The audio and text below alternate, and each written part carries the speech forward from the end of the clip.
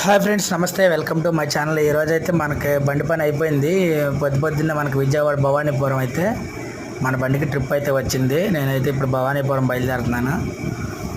ఎందుకంటే ఇట్ల దారి తిని షార్ట్ వీడియోలో ముగించేస్తాను. మనం ఇప్పుడైతే లోడింగ్ పాయింట్ కాడికి వచ్చేసాం. భవానీపురం ఇది మా ఊరు నుంచి భవానీపురం. ఇది ఇస్త్రాకులు తయారు చేసే కంపెనీ అయితే పెడుతున్నారు మా బాబాయ్ వాళ్ళు ఊళ్ళో.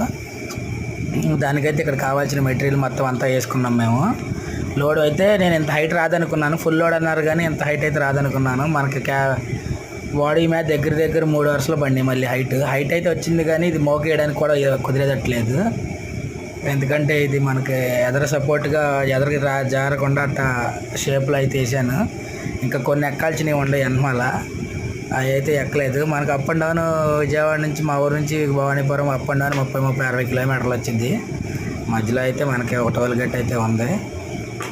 ఆ టోల్ గేట్ మనకు వచ్చి 260 రూపాయలు కట్టేద్ది. సింగిలే.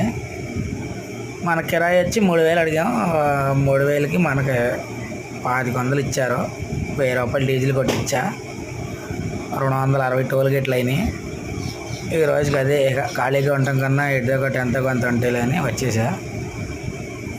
నెక్స్ట్ వీడియోలో కలుద్దాం. ఈ వీడియో అయితే ఇంతతో ముగిచ్చేస్తున్నా. Okay friends, bye.